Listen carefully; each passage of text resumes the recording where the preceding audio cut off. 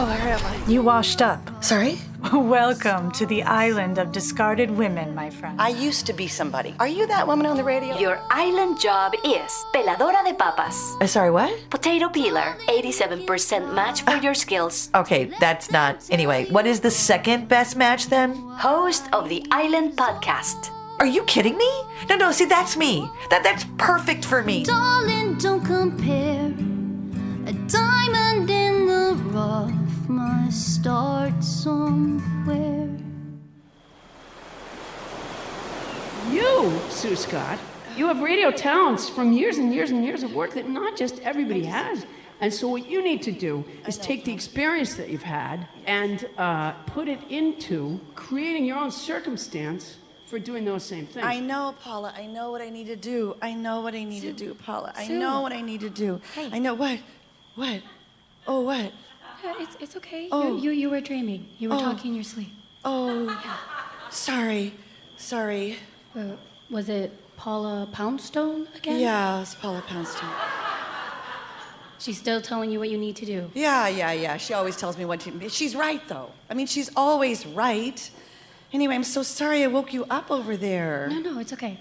I was already awake. Oh, really? How come? I don't know. Thinking about stuff. What, about your amazing story at the wine bar? Right. Oh, it was so good, Day.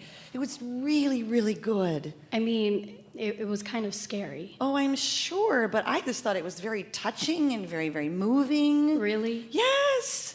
When you talked about everyone laughing when the shaman said that you were too social and you're wondering why you can't just be you.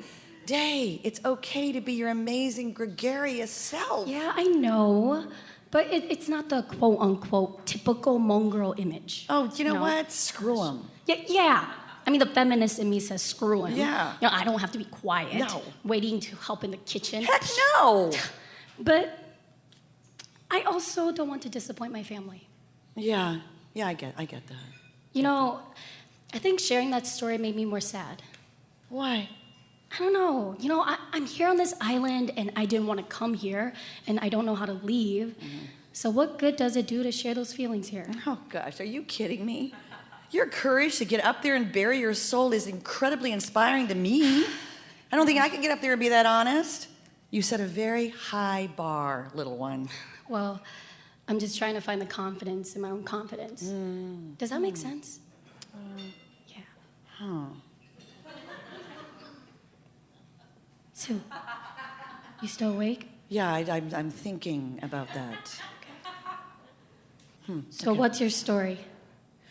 I'm old. Oh my gosh, you are not No, I old. am. I'm old. That's what they said. That's why I'm here. You're old. You're too old to be on public radio. Oh my God. Old people sound creepy and weird. It would be so disturbing to our listeners. Oh my God, if they had to endure your crappy ancient voice, they would just turn off their radios and stop renewing their sustaining membership. Sue, you're too silly. Stop. Away with you, they would say. Away with you to an island. You are banished. And never to return to bother us with your decrepit little lady voices. Oh, really? And your little dog, too. Oh, stop it. I'm sorry. I got carried away. Yeah.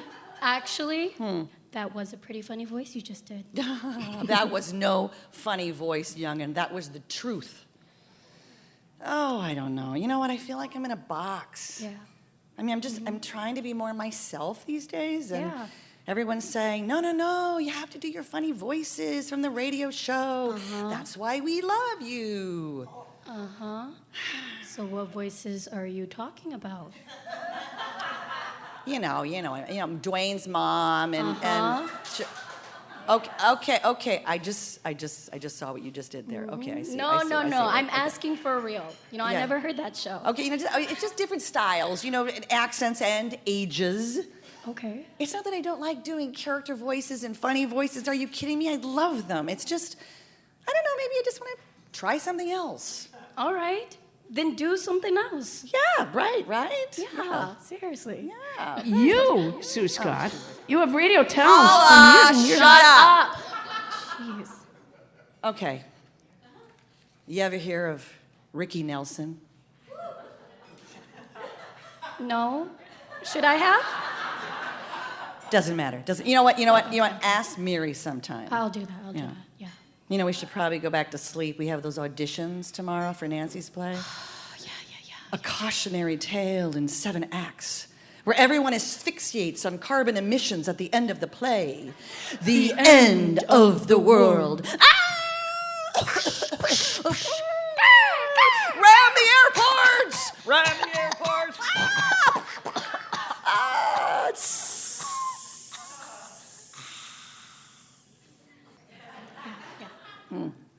What part are you going for? I don't know yet. What about you? I want to be one of the climate change scientists. Yeah. Yes. Do it. Day, girl, climate change scientist. Yes. And I'd finally make my parents proud. You would. She wore a white lab coat and nothing else. A lanyard around her supple neck says, Dr. Day. She's come to save the planet. And her reputation with her Hmong elders. She's Dr. Day. By night and Dr. Day. By day. Okay. So Ricky who? Never mind. Just never mind. You know what? Ask Miri. Seriously, ask Miri. Fine.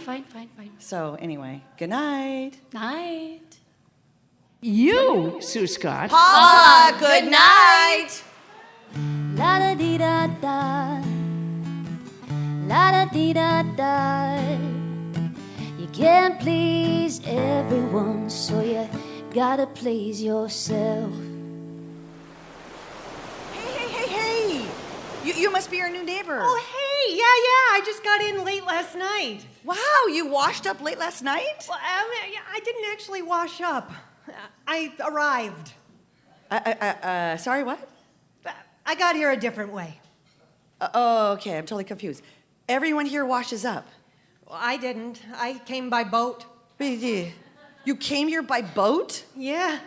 Okay, I'm still totally confused. How do you know about this place? From your podcast. You know my podcast? Oh, yeah. How? Well, I stumbled onto it online. See, I was searching for tips for discarding old electronics. Okay, wait. Okay, back up. Wait. I'm sorry. Hi, I'm Sue, and you are... I'm Mo. Oh, great. Hi, Mo. Okay, so let's see. Okay, now back where we were. You heard about this island from my podcast, and you came here by Cruise ship. Okay, now a cruise ship brought you here? Oh, no. A cruise ship came close to here, and then I paid a man to steal one of the lifeboats, and he brought me here. Okay, so you came here on purpose. Oh, completely. Here's the deal. Okay. I'm a writer, and I'm doing research for a book. I want to interview the women on this island about their journeys toward embracing their true selves, bucking the fear-based messages around growing older, reinventing or inventing themselves, developing agency in their own lives. And I would love to interview you. Oh, sure. I'm actually on my way to an audition right now, but you know what? You could come. You could meet all the women who actually did wash up. Yeah, that would be great. But I'm doing the open mic at the wine bar tonight. Okay, that's super fast. Well, why not, right? Yeah. I mean, if I want the women here to share their stories with me, it's only fair that I should share one of my own first. Yeah, okay. Yeah? And I really should prep a little bit. Sure. Okay. Yeah. Well, we'll see you tonight then. Yes, you will. Okay. Wait. So, my podcast came up while you were searching for ways to discard old electronics. Oh yeah, first page. Wait a minute. We were on the first page of a discarded Google shirt? Uh-huh. Oh, that is awesome. Beshrew my very heart, I think you are happy in this second match, for it excels your first. Or if it did not, your first is dead, or 'twere as good he were as living here, and you no use of him. Thank you. That was incredible. The cast list will be up soon. Okay, thank you. Okay, Sue, you're next. Break a leg. Oh, thank you. That sounded Come great. on in. Okay. Well, as you suggested, I prepared something from the Lorax. Okay, so... But once, said the one slur, now that you're here, the word of the Lorax seems perfectly clear. Sue. Yes, what? Sorry? I have a very special favor to ask you. Oh, okay.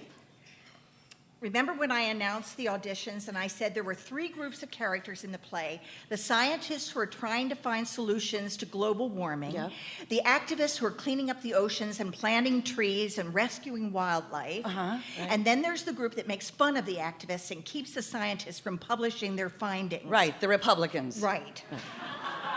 And no one wanted to be a Republican, but I have to have them in the play because they are a fact of life. Right. I got So they will now be played by puppets. Right, you know, that is a...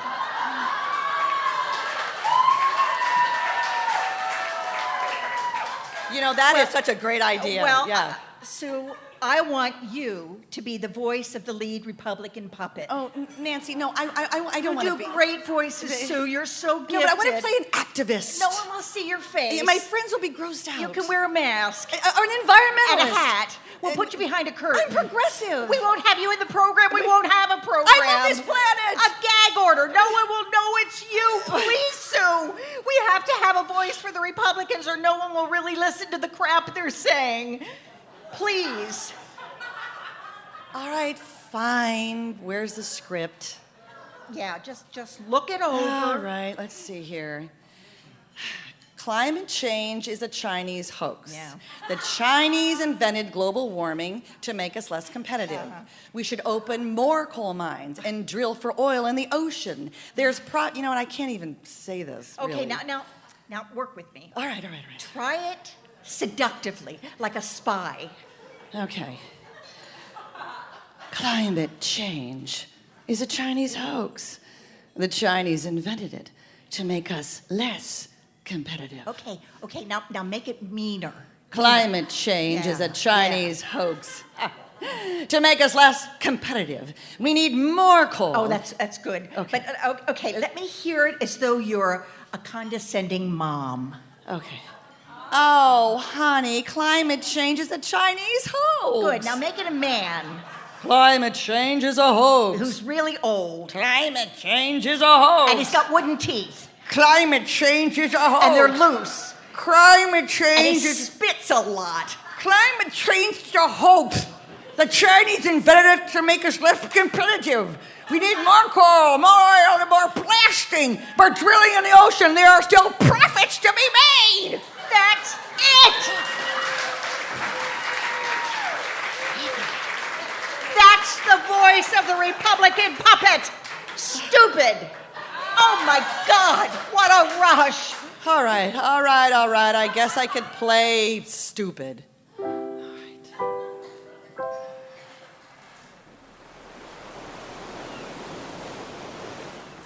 Dear Joe, I was so tickled to get your letter, honey, and I was frankly a little amazed that it found me since I'm not really sure where I am. I've been here on the island of discarded women about 6 weeks now by my count, and even though at the start I was so nervous and homesick, I'm feeling better every day. Guess what? I've been encouraged to produce my play, The End of the World, right here on the island. You know, the one about global warming? I even get to direct and pick the cast. Audition started today. But before I get to that, you asked if I knew where the scissors are, and they should be in the utility drawer, where I always keep them. But if you use them and you think they might be with your tools, well, just go buy a new pair. Life is short. Use one of the gift cards. The Dear kids- Mr. Big Shot Publisher Man, I'm following up on the book proposal I sent you 4 months ago. Despite your lack of response, I wanted to let you know that I have arrived here on the island of discarded women, and I anticipate being able to start interviews as soon as next week. So if you're still interested, I would... Dear Tommy, I know you must be wondering where I am. I put myself in a temporary timeout on the island of discarded women. Please forgive my big, fat, angry black woman tantrum. I'm just so tired of hearing the word no. No, you didn't get the job. We've decided to go in a different direction. No, we can't pay you a living wage. We're paying everyone the same salary as the poodle, the 5-year-old, and the guy who just graduated college. It's more equitable. But, I also realize there are times when no is acceptable. Like last week when the waiter said, "No, ma'am, I can't give you happy hour prices when it's not happy hour." Or even yesterday when I was told, "No, Regina, your husband cannot have an all-access pass to our secure building." I'm thinking this no business is a big problem. And I think it stems from me not being able to say no. I am the yes queen. I was saying yes before Shonda Rhimes wrote Year of Yes. Shonda, I look forward to your next book, How I Learned to Say No and Feel Good About It. Dear too. It's odd being here. I shared my story the other night and I got such an amazing response. I just wish that those who I wanted to hear it could hear it. Like you. I want you to hear it. Actually, someone probably recorded it and put it on the internet, so you can try soundcloud.com/IODW. It should be there. But I miss you. And I wish you were here because I could really use your support right now. But that's okay. I know you're probably at home watching basketball, but if you miss me, I'll be here on the island. Joe, I am so thrilled that you're finally making progress on your lifelong dream to build a real time machine. And absolutely, I would enjoy meeting Alexander the Great. But first, I want to see the future, because you know how I worry about the planet. I figure if we travel in your machine to the year 2050 and we find the planet in better shape, the air and water cleaner, the ozone layer repaired, and the climate scientists doing their work, well, we'll know who's going to win the election next year. But if we travel to 2050 and the planet is gone, it means we'll know who's going to win the election next year. And then we will go see Alexander the Great. Dear Minnesota Public Radio, I would really appreciate it if you would stop sending me your member communications. I am no longer a member. I actually don't know how you found me, but I don't need the tote bags. I don't need the t-shirts. I don't really need to hear from you ever again, truthfully. FYI, I still do listen to All Things Considered, and I really enjoy Audie Cornish. Dear Kate, hi, I love you. In my last letter, I left a couple of things out, and it's been bothering me ever since. I told you about being discarded and what that means, but I left out a really important thing. Maybe the most important thing. This is hard to write. I wish I could be sitting on the edge of your bed and look you in the eyes so you could hear my tone, At the same time, letters have a lot of impact. I still have letters from my mom and my grandma. Anyway, I'm stalling. Oh, dear, smart, talented girl. Here it is. This country, this world, does not like you. Not just you. Girls, women. And as I write that, I think, my God, who tells their own child this? And then the same part of me says, who doesn't? But it's true. And it's a hard lesson to learn the hard way, which is how so many women my age and beyond learned it. We fell when we learned. And you don't have to be up very high to fall. Never has it been more obvious that girls, in particular, are vulnerable to the worst parts of unchecked male power and privilege. At worst, they are hurt. At best, they are discounted. I could go on and on, my love, but I really want to keep this focused because there's power in keeping it simple. Out there in the world, girls and women are considered less than. At worst, every single girl and woman knows or will know what it means to not be safe. At best, every single girl and woman knows or will know what it means to lose out, to be paid less, looked over, dismissed. It's not fair. It sucks, etc., etc. But it's the truth. Eyes open, my love. Embrace this world with joy and empathy. Be kind. But baby girl, when the time comes, and it will, oh my God, it will, fight. Don't leave your drink alone. Learn to kick. Ask for what you're worth. Don't be afraid of rejection, and keep your eyes open so you can see your allies. may seem crazy to you, but I think there's hope for you and your generation knowing this truth. See, you can keep walking forward then instead of falling over and over. Either way, I got you. I love you. Mom. I'll write back again next week. Joe, of course I miss you, but I have to be honest. I'm feeling exhilarated. For all my life, I've seen myself as someone's daughter, someone's sister, someone's niece, someone's girlfriend, someone's wife, mother, grandmother. I've always been someone's fill in the blank. But here with all these women, I'm just me. They don't even know any of you. They don't even ask about you. So when I get to speak, I'm just speaking for myself without worrying about what you all might think. It doesn't make me love you less, and I don't know that it has made a big difference in what I have to say, but it feels different.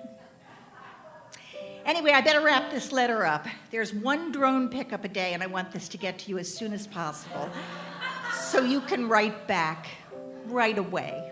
I love you, Nancy. Eagerly awaiting your response, Mo. Yes, I'm coming home. Love you lots. Bye. Right soon, Day. Your former member, Sue. I love you so much, Mom. P.S. I know where the scissors are. They're in the refrigerator. I was cutting the shrink wrap off the blueberries, and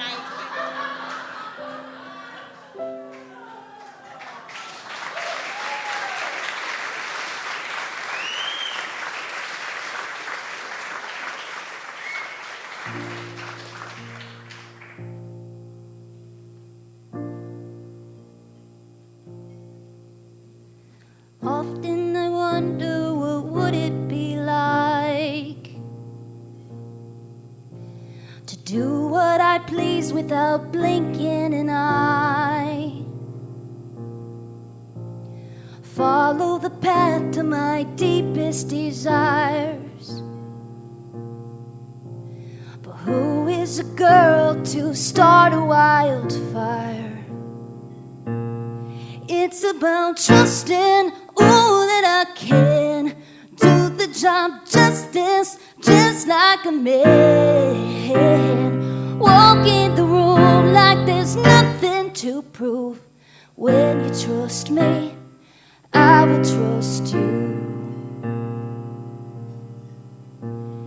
As a young girl, I knew something within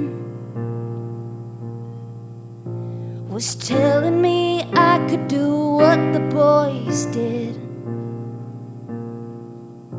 And though they'd all laugh, I could see in their eyes they were all scared where I'd go if I tried. It's about trusting, ooh, that I can do the job justice, just like a man.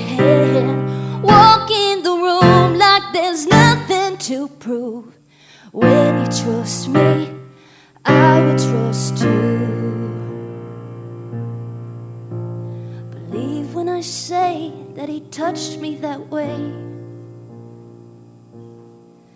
I'm not looking for pity, I felt enough shame. Call me an actor putting on a show, but I know what I know, and I know I said no. It's about trusting, ooh, that I can do the job justice, just like a man. Walk in the room like there's nothing to prove. When you trust me, I will trust you. When you trust me, I will trust you. Trust me, and I'll trust you.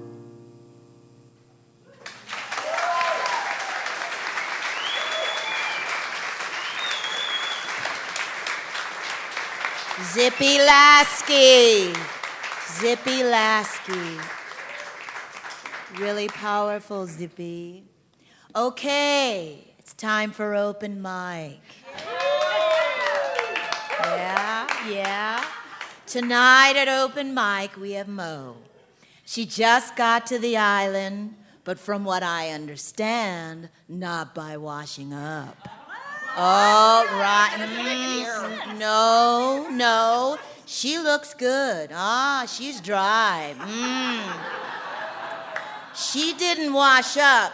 She arrived. Yeah. And she's here at open mic. Yeah, Mo.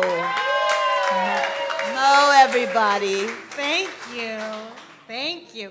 Well, I'm new here and I am a writer, so I'm going to be asking a lot of you to share your stories with me over the next few months. So I thought it was only fair that I start by sharing one of my own first. So here goes. My silver strands started coming in my late 20s, and I quickly settled into a rhythm of dyeing them. Every 6 weeks, then every 4, then every 3. I'd ensconce myself in the bathroom and rub chemicals on my head, giving into a low-level anxiety about whether my roots were showing, resolved to keep the mask intact. Whenever I thought about just stopping, my anxieties got louder.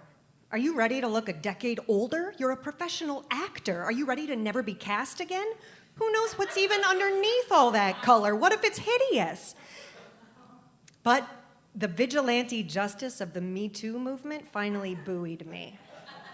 As I watched women around the country muster up the courage to overthrow the demons of silence and submission, I was inspired to make a brave leap of my own. So at 36, I decided to grit my teeth and stop dyeing my hair.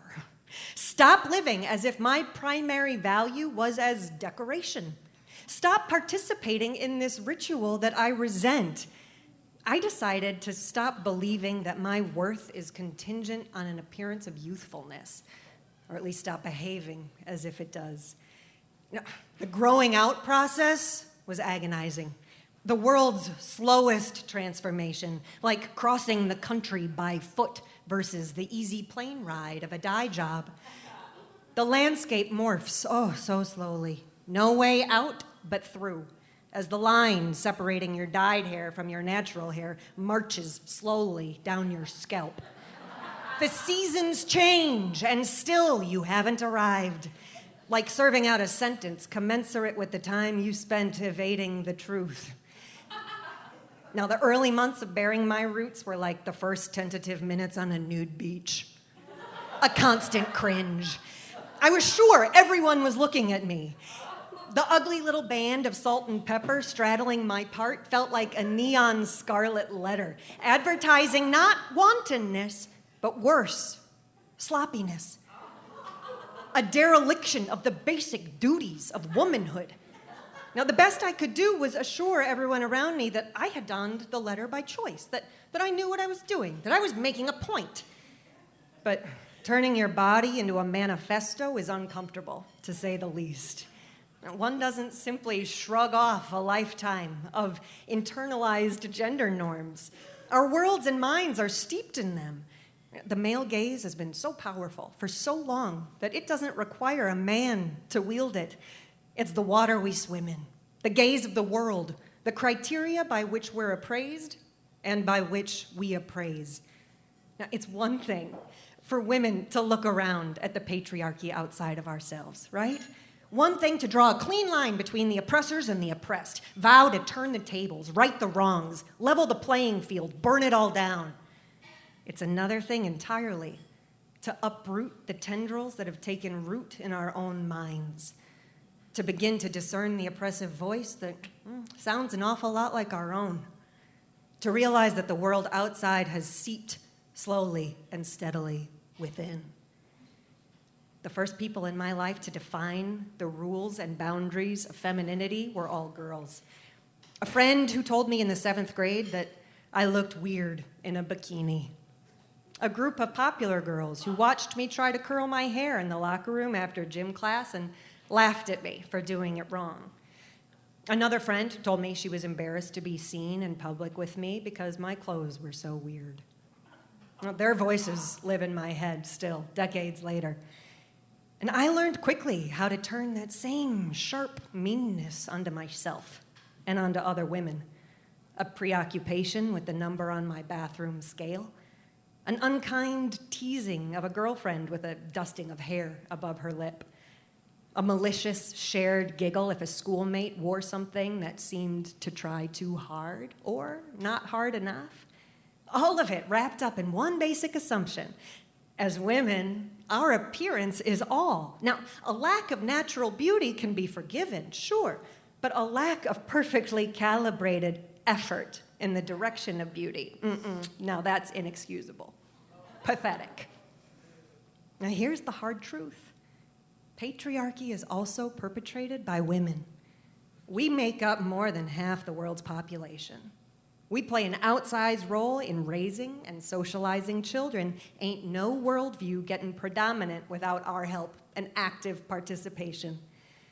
Now, when those girls told me in junior high that I was doing womanhood wrong, I believed them.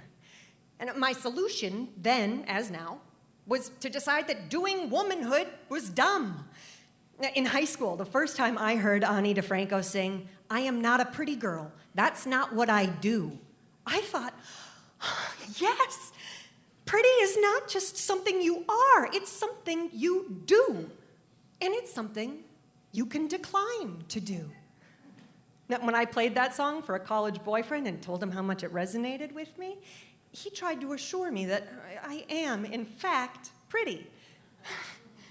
You don't get it, I told him. What I was trying to express is the utter irrelevance of being pretty, right? The vacuity of it, the stupid, boring smallness. A woman busy doing pretty is busy not doing a lot of other more important and useful things. But still, I could only take my anti-beauty stance so far. I wore baggy overalls in college, tied bandanas on my head, rolled my eyes at the sorority girls with all my counterculture friends.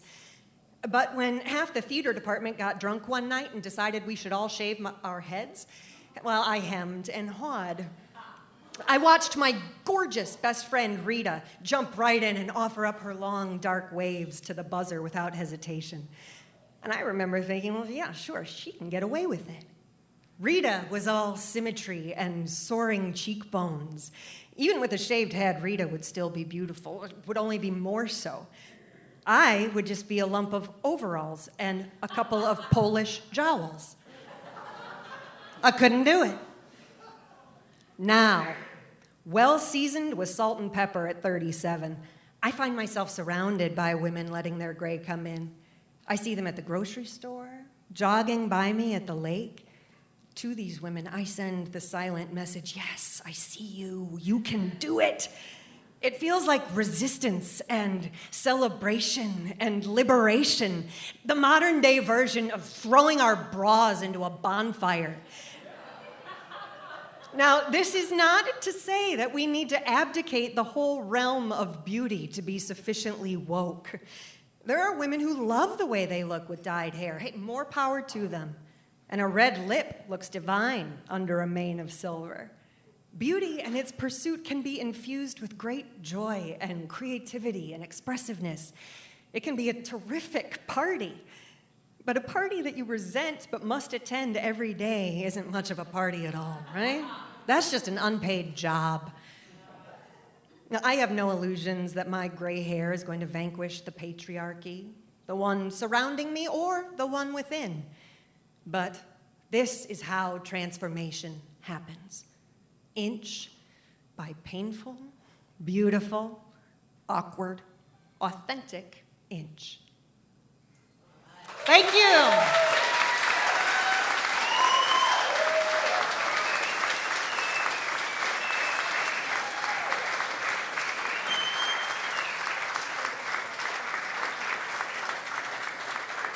You're listening to the roar of the female humans. please welcome for the conversation my special guest, Robin Hickman. Come on up, Robin.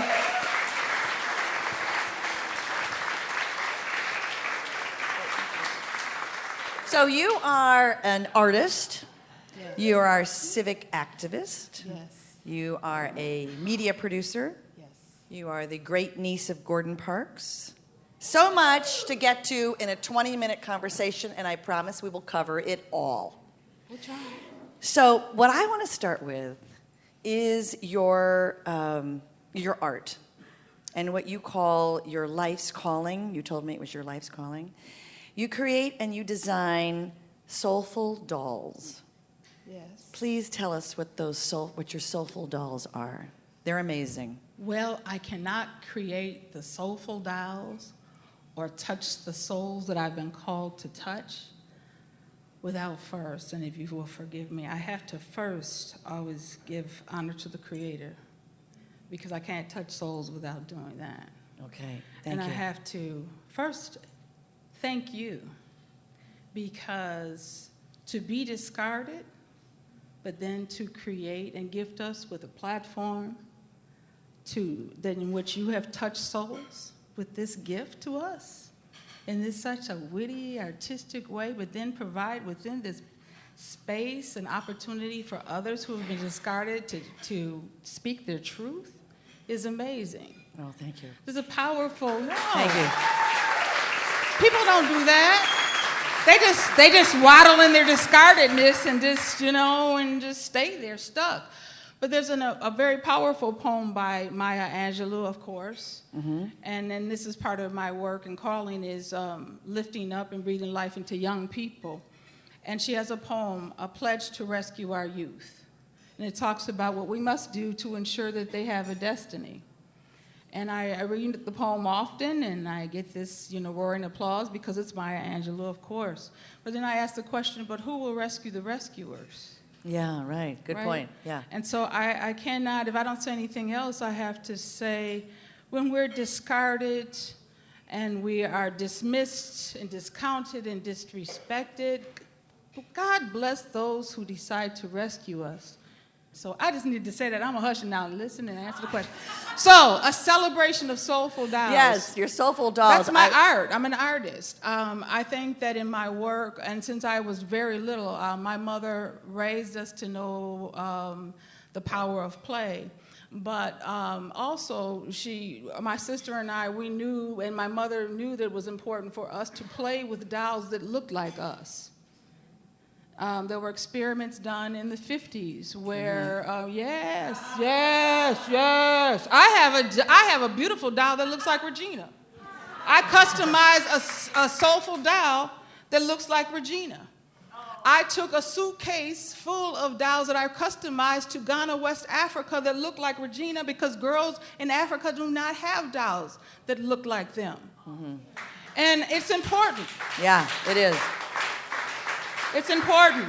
And there was an experiment done that was a part of, and Uncle Gordon took the famous photograph of the Brown versus Board of Education experiment that was done where black children were asked to choose a doll between a black doll and a white doll that they preferred or that was the most beautiful, that was, the smartest.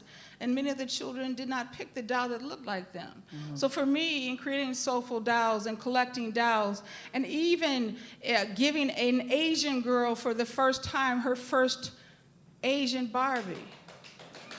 Yeah. That's powerful. Amen.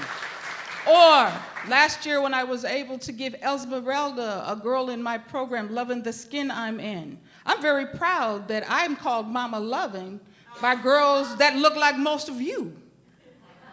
Because all girls need a safe place to feel strong and cared for.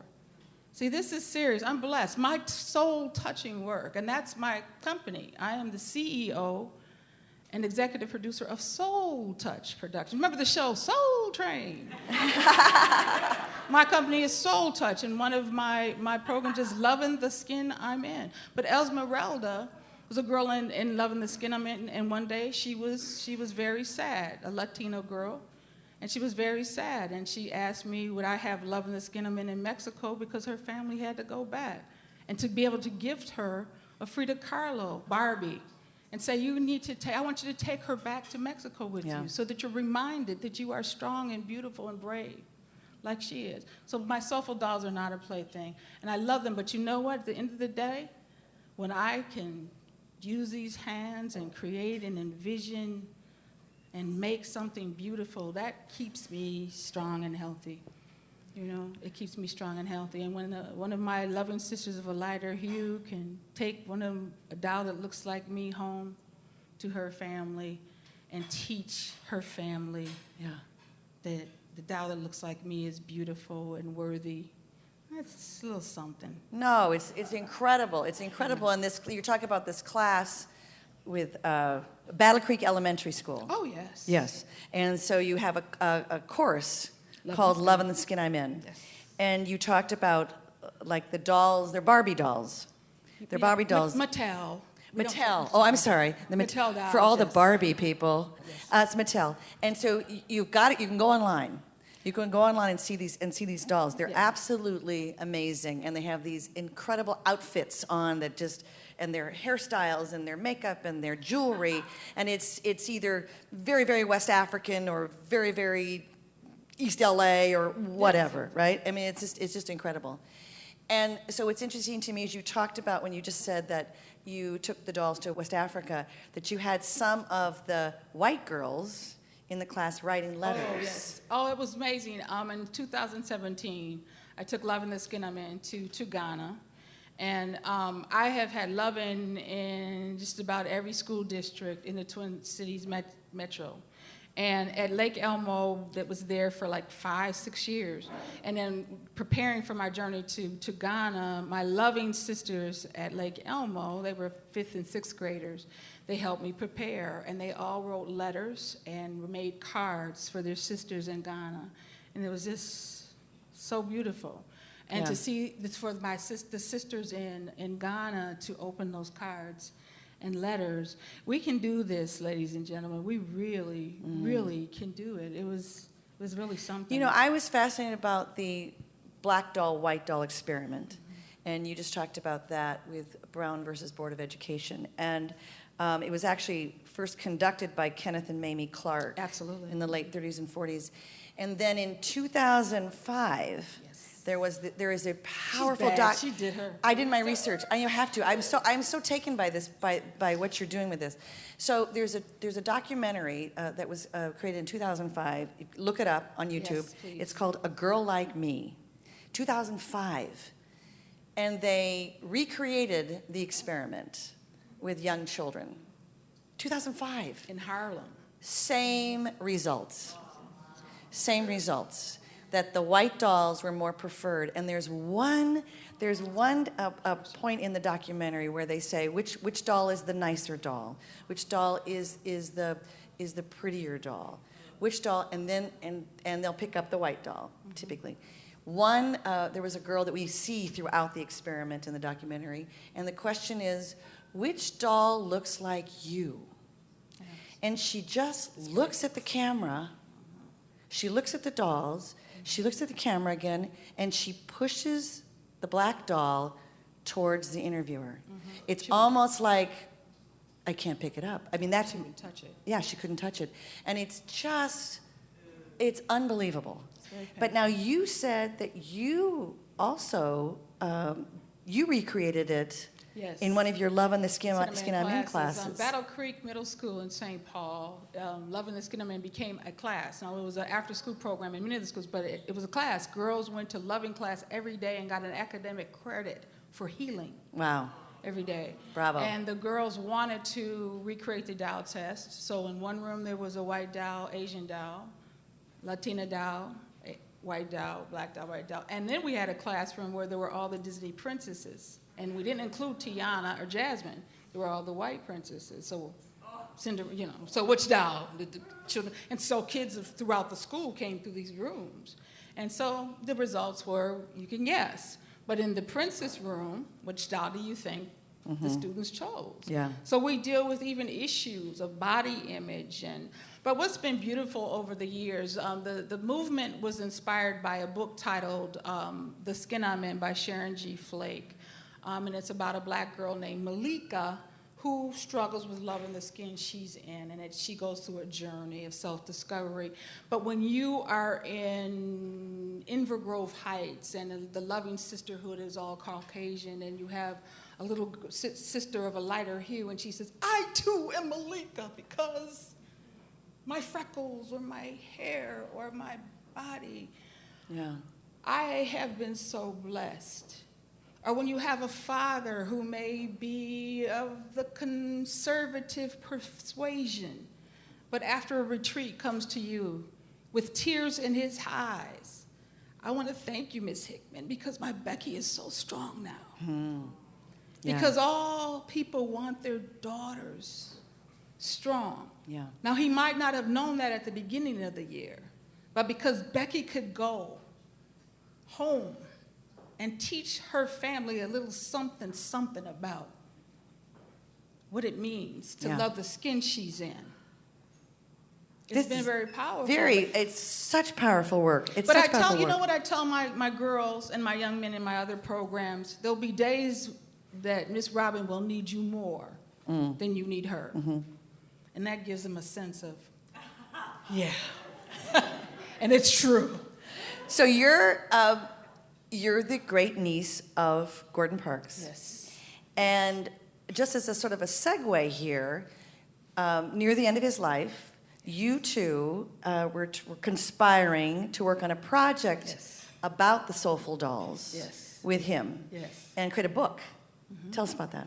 Well, I got a call from Uncle Gordon, and I've been doing my Soulfull Dolls forever, because when we were children, my sister and I, we were kind of poor, so we may have gotten a doll a year, and then still my brother's G.I. Joes, and create a whole little family thing.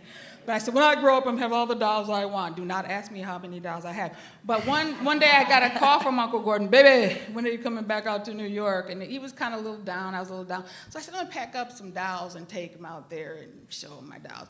And he just fell in love with them, and he loved my photography. So, baby, tell me, how did you achieve this shot? I said, hell, I'm not you. The sun was shining bright. I pointed the camera and took the picture, man. What? But that's it. You know, he would give me some pointers, and he would show me and give me some little pointers and things. But he was like, what are you going to do with these dolls? I said, man, Uncle Gordon, I would love to. We should work on something together. But he passed away before we could really, get to the project. But you should do it anyway. Yeah, honey, please, you better believe it. Yeah.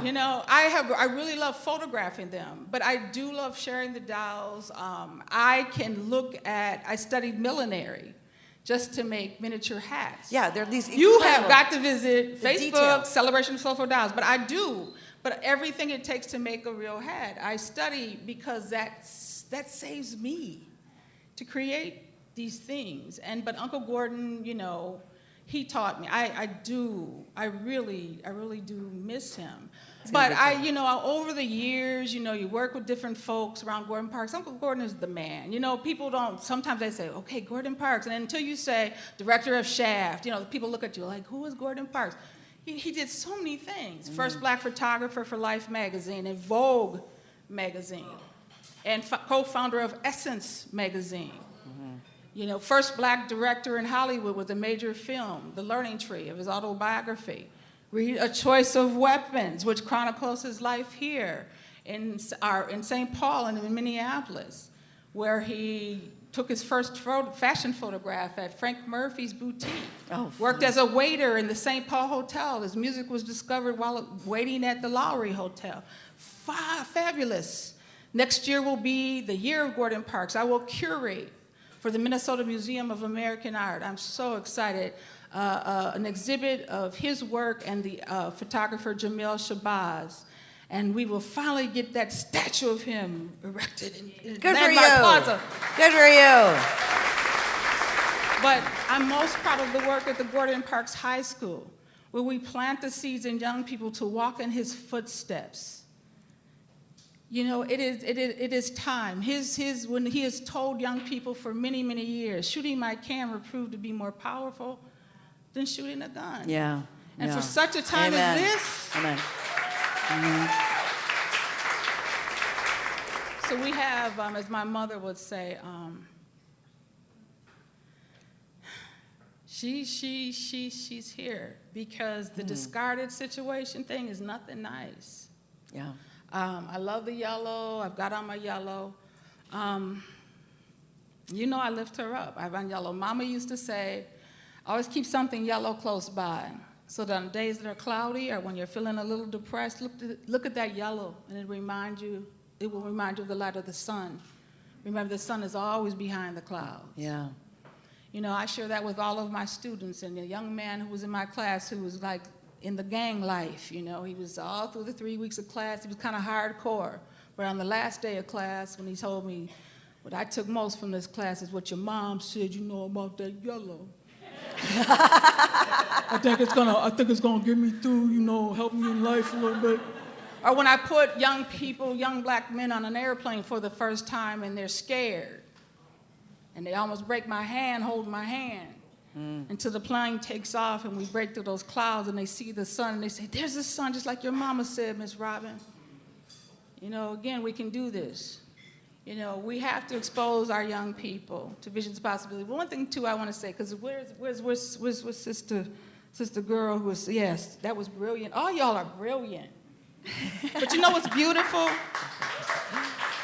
What? I saw you all basking in one another's light. Women, until we can learn to bask in one another's light versus blowing out one another's flame.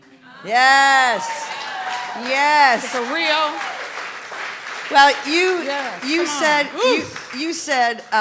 that you talked about changing the conversation and paying it forward. You did quote your mother. Yes, always. And I love this. 2 things you said. Be humble, but know your worth. Yes, yes. And that is really powerful, I think. Yes. Be humble, but know your worth. And take your rightful place in the world. Yes, yes. And you are so doing that. Thank you, Robin. You are so doing that. Thank you, thank you, thank you. Thank you, Robin. Okay, well, that's our show. Thank you. Thank you to Robin Hickman one more time. And please, our cast, Day Yang, Nancy Bagshaw-Reisner, Shanan Custer, Regina Williams, Mo Perry, and Zippy Lasky. And tonight's episode was written by the entire cast. And thank you to our lovely engineer and male ally, Tony Axtell, over there. And thank you to our volunteers, Suzanne Egley and Sherry Hall, and our sponsors, Flip 'em the Bird and Maya Community and Lynn Gordon and the staff here at this fabulous Nerd Social Hall. We will be back next month for another live Island of Discarded Women. Thank you. It's about trusting, that I can do the job justice, just like a man. Walk in the room like there's nothing to prove. When you trust me, I will trust you. When you trust me, I will trust you.